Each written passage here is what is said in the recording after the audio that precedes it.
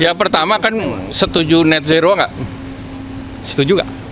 Ya udah. Jadi itu demi net zero, otomotif itu kan sekarang mengurangi daripada penggunaan BBM yang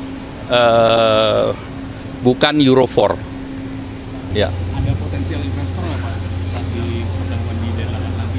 Jadi pertama D8 itu kan menyamakan langkah untuk menghadapi situasi global secara geopolitik hari ini, tentu termasuk apa yang terjadi di Timur Tengah, di Gaza. Karena kita semangatnya dari developing country kan sama untuk mendukung Palestina. Nah yang kedua, bagaimana pemberdayaan UMKM dan bagaimana UMKM di negara D8 ini bisa bekerja bersama-sama. Nah tentu kerjasama ini yang memungkinkan untuk ke depan didorong. Nah tentu berbeda dengan yang lain di mana ujungnya adalah investasi yang relatif besar. Kalau ini bagaimana level playing field kan para investor di negara-negara D8 tersebut. Di samping itu juga membuka kesempatan pasar di D8 untuk bisa dimanfaatkan secara bersama. Ada rencana untuk pengiriman BBM ke masyarakat Pak? Sementara nanti Menlu. Saya enggak. Pak soal KEK Pak yang masih belum progresif. Apa? KEK kawasan ekonomi khusus. Kenapa? Masih belum, investornya itu masih belum. Ya tergantung, beberapa KEK yang progresnya baik, yang di Batang, yang di Kendal, di Gresik, kemudian di beberapa daerah, yang belum yang terkait dengan pariwisata. Jadi yang pariwisata, apakah itu Tanjung Lesung, apakah itu yang di Morotai, apakah itu yang di mana? Kalau KEK Lok Sumawe kan bukan buat pariwisata. Morotai yang buat pariwisata sama yang di Sulawesi Utara. Nah, yang pariwisata ini bisa mendatangkan devisa cepat. Nah, oleh karena itu kita mau mencoba membuka regional airline sehingga mereka bisa langsung ke tujuannya. Nah, sebagai contoh ya Mandalika, kemudian juga Labuan Bajo kalau bencananya sudah selesai. Nah ini akses pesawat langsungnya akan coba didorong sehingga dengan demikian pintu untuk menarik turis semakin besar. Ada upaya untuk mengubah insentif tertentu atau menambah? Dengan membuka jalur internasional itu kan insentif tersendiri. Yang penting jembatan udaranya dibuka. Untuk tenan itu Pak? Kalau tenan kan sekarang sudah punya paket sendiri-sendiri di masing-masing kawasan.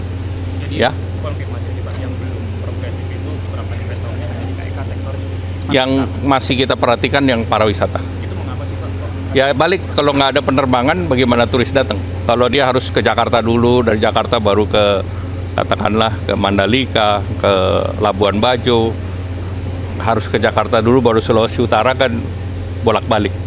Seperti COVID dulu direct flight-nya banyak dari regional langsung.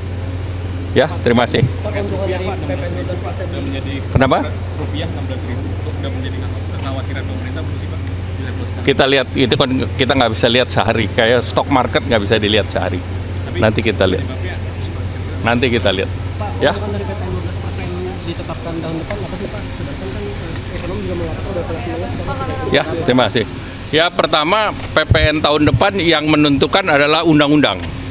Dan undang-undang itu adalah hampir seluruh fraksi kecuali PKS. Jadi yang menentukan bukan pemerintah. Tetapi pemerintah kemarin sudah mengeluarkan paket insentif untuk memperkuat daya dorong daripada kelas menengah.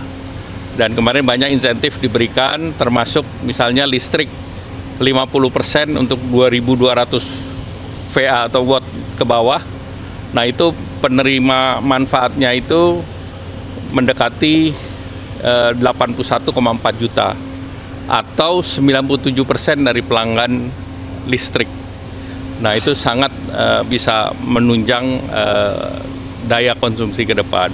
Kemudian kemarin sudah diumumkan bahan pokok penting itu kan PPN-nya 0.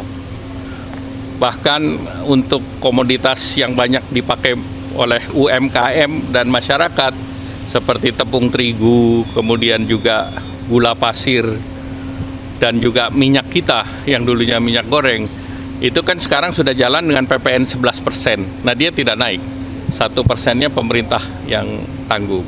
Kemudian sektor transportasi, kesehatan, pendidikan kan tidak dikenakan PPN.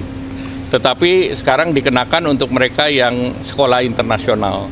Sekolah internasional kan rata-rata di atas 70 juta per tahun. Kemudian juga untuk treatment di rumah sakit yang bayar sendiri dan relatif biayanya tinggi. Nah, itu semua dikenakan. Ya, terima kasih. Juga buat kendaraan listrik, Pak. Ini pertimbangannya seperti apa, Pak? Apalagi kan kendaraan Ya, pertama kan setuju net zero nggak? Setuju nggak? Ya udah. Jadi itu demi net zero, otomotif itu kan sekarang mengurangi daripada penggunaan BBM yang bukan Euro 4. Sulfur itu dunia sudah menghindari.